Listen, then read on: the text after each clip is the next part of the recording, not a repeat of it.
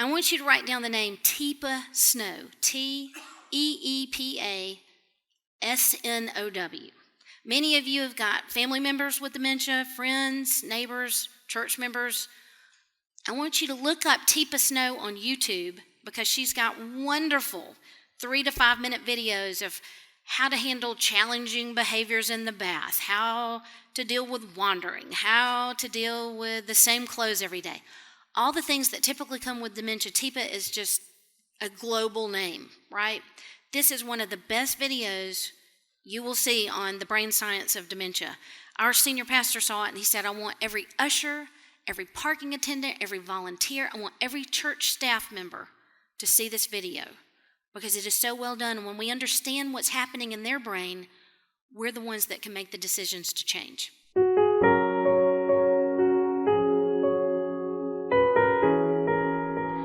So we know we have dementia. Let's talk about what's happening, what's going on in the brain when someone is living with these changes. And it's important to understand what's up there. What do you have in your brain and what's going on? Well, let's talk first about the job of the brain. The brain runs everything.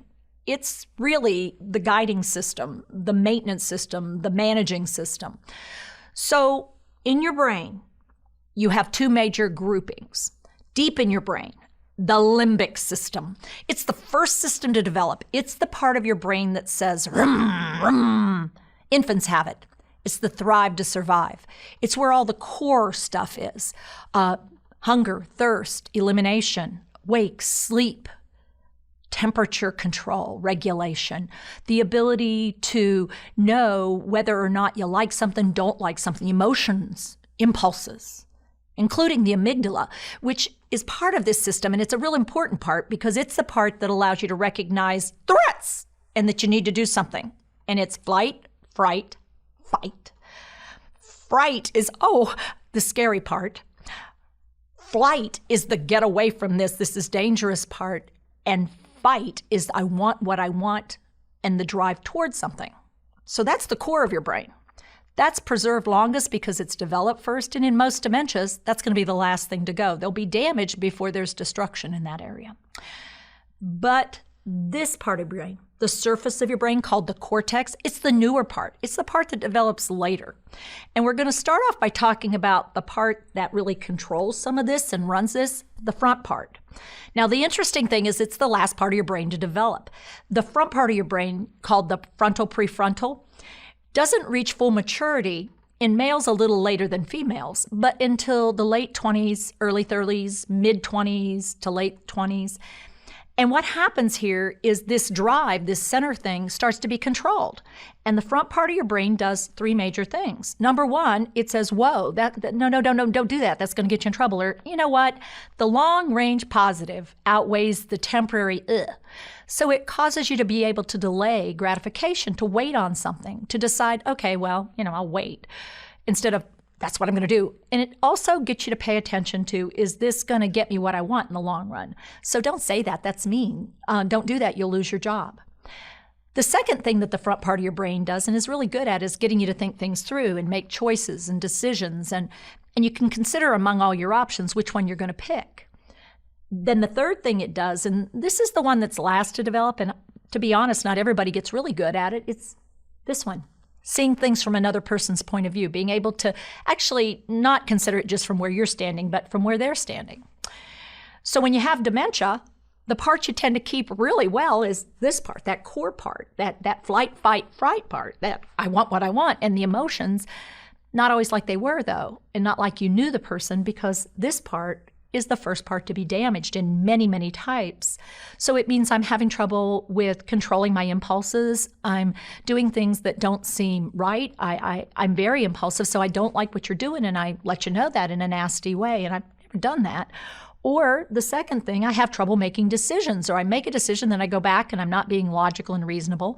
And then it comes to seeing it from your point of view, and I simply can't. I don't understand even what you're talking about. It can be extreme in some dementias and minor in others, but ultimately that part of your brain, this part, is much more impaired than this part for a good part of the disease and from the very beginning. So now let's talk about the rest of this brain. And what's interesting is the whole rest of this brain is really based on getting information in so you can use it. So the rest of your brain is a sensory processing system. And in order to get the sensation in, you've got to pick it up. So we have 5 ways that you get information in your brain: what you see, what you hear, what you feel and do. Now that's a complicated one because there's two pieces to it. What you smell and what you taste. Now, the smell and the taste are actually primitive. They're pretty basic. They're not really high tech. And so where they go first is into this limbic system. But if you think about it, that's sort of important, because if something is not tasting good, you wouldn't eat it. And if it doesn't smell good, you want to get away from it. So it's interesting that that really is a part of the brain. Believe it or not, safety awareness in that area is dropping down from the very beginning, even though the rest of that is still working. So I want what I want, but I don't recognize danger anymore, even with these basics of smell and taste. So you might notice more interest in sugar and salt, less in nutritional. You might also notice that I love smells that I love, but I don't notice smells that bother you, like elimination smells and like urine and feces and body odor and spoiled food. I'm just not aware of that. So although this part is working, it's not right. And I don't use this to make it work right. The wiring's not right. Now these 3, what you see, what you hear, and what you feel and do, that's taken up a lot of brain space. So let's figure that out. Vision, back here in the back of your brain. And this thing called dementia really does mess with that. It changes it. You have 2 major kinds of vision: center field and edge vision. The center field vision is where you have curiosity and interest, where you figure things out. That tends to be pretty well preserved. But the edge vision, paying attention to the edges, safety awareness, just not there. So what does that mean? What it means is I become less and less able to pick up on the edges of my visual field. I become more and more focused. My world is getting smaller and smaller and smaller. And even in the early stages of the disease, I can go from a visual field like this to a visual field like this.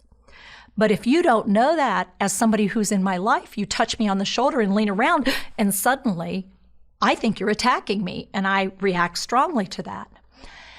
As the disease moves into the mid stages, which is approximately when most people recognize it as what it is, my visual field is closing down into binoculars. I have about this much of the world I can see at a time, and what that means is I miss lots of detail. Particularly, I can look out or I can look down and pay attention here, but I can't do both at the same time. Because you, as my care person, may not know that, you might really surprise me. And that's not necessarily a good thing. I surprise myself sometimes by missing details because I also can't scan in an organized fashion. I can't remember where I last looked to know where to look next. And so I lose things, and then I think people have moved things, and it gets really distressing for me to figure this out. Then as the disease moves further, I can't take in images through each eye, flip them around, line them up in the back of my brain so I can see in 3D. So my brain has to decide, double vision or just use one, but lose depth. And when you lose depth, suddenly simple things become very difficult because I can't judge distance to objects. I can't tell whether it's 2D or 3D. Is that an apple or a picture of an apple? And so you might see me do what seem to be very odd things where I'm trying to pick patterns off of the carpet, or I'm running my hands along the edge, or I miss the whole table when I set something down. It's not that I'm not trying, it's that I'm not getting data in and processing it like I should. And then we get to this one, auditory processing. Now, I hear things, and you hear with your ears, but you process right above that, the temporal lobes. The interesting thing in the human brain is one side is not the same as the other. So for 98% of human beings, the left side of your brain is where you have formal language skills, vocabulary, comprehension, speech production. The right is where you have basic rhythm type skills +1. Most dementias attack asymmetrically, and what they do is they attack the left more than the right. So you lose on the left, but you maintain or keep or retain on the right. What that means is you're losing your vocabulary, and it starts with nouns, comprehension, Early on, you may be losing 1 out of 4 words in a sentence and the ability to actually produce the speech and the words in the particular format that you meant to deliver them. What you're keeping, automatic social chit-chat, which makes it seem like you're much more processing than you are. You're actually getting more than you are because you chit-chat with people back and forth. The second thing is you can both deliver and get the rhythm of speech. Third thing is that you have music, poetry, and prayer. Now, that's a gift because you can do those things. You can sing when you can't talk anymore very frequently because that's preserved. And you learn the music as a song and it's there. You can also move rhythmically. That means you can dance and clap and you can move automatically better than you can plan a movement out because that requires thinking skills that just won't come together for you. Now, the last skill you keep on this side are your forbidden words. They're stored over there from a very young age, and they are swear words, sex talk, racial slur, and ugly words. And suddenly, you're saying things you shouldn't to people you shouldn't say them to, and you never did stuff like that before. Don't blame the person. They're doing the best they can when you're the care partner. The challenge is letting that go because it just happens to be a preserved skill, something they're good at. Sorry, it's how it is. Now, let's go to this last part, and this takes up a huge amount of real estate up here. What this is your ability to feel things all over your body and then do something about it, to do something and then to realize what it feels like. And just keeping in mind that safety awareness versus skill and curiosity. I keep curiosity, but I'm not as safety aware. So temperatures, textures. I might touch something and be curious, but I'm not as good at picking up on things. So my safety becomes an issue fairly quickly, and I don't necessarily know that. So you have a map of your entire body up here for sensation in, movement out. And this disease, even though that isn't necessarily where it starts with many dementias, will eventually involve these areas. It's estimated with most dementias, you're going to go from a full-size brain to one that is 1/3 its original size. So you go from this to this. And quite frankly, it's amazing that the person with dementia can do what they do. But the other piece of the puzzle is to realize it's not just about these structural changes. Your brain has chemistry, and the chemistry changes second to second, even shorter times than that, sending impulses in your brain. But the problem is the chemistry is changing too. So what I could do 5 minutes ago, I may not be able to do right now because I just don't have the chemistry. So brain changes in dementia. Does it matter? Do you need to know this stuff? You better believe it. And the problem is when you hear the word dementia, typically you're still just thinking about memory problems. Well, working memory involves all of this stuff. And so you can imagine it's changing. But when we talk about long-term memory and emotional memory, that is actually stored in your brain, tip it up, drive it in to the hippocampal area. New learning, holding on to new things, and remembering old stuff, it's all in there. The problem is, with some dementias, you lose one and not the other. So I'm very good at old stuff, but not new stuff. And in other cases, I have trouble with both. But what I tend to keep is emotional memory.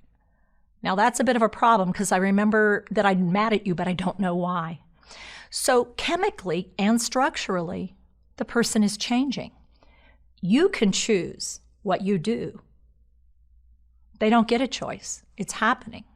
So once you understand that about brain change, about dementia, suddenly, aha, the front of your brain activates.